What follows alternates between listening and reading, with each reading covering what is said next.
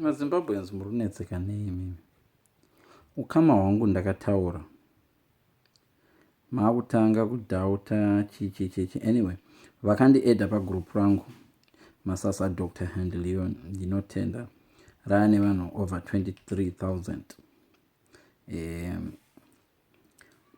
As long muchingoziva kuti kuva mugroup rangu hazviri kuti maane ukama nani nevandine ukama navo, hatinoda kutijekesera nepapo.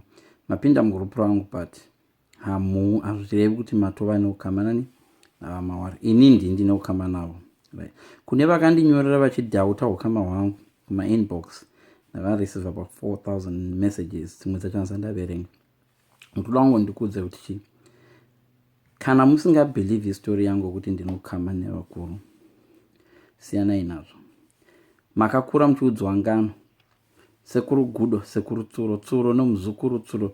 Okay, hapana kana umwe ndakambonzwa akakakavadza ngano idzodzo kusvika tapedza form 4 tichingoudzwa kuti Tsuro naGudo vaiva sekuru nomuzukuru. Dzimwe nguva vaenda vese kunotsvaka vasikana vachidzoka.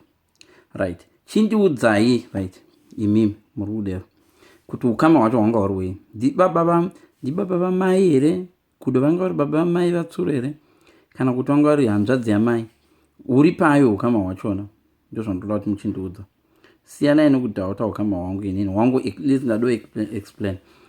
hwaTsuro naGudo mongoti he sekuru Gudo sekuru Gudo. Hapana anombo explain kuti hwanga huri uchibvira pai.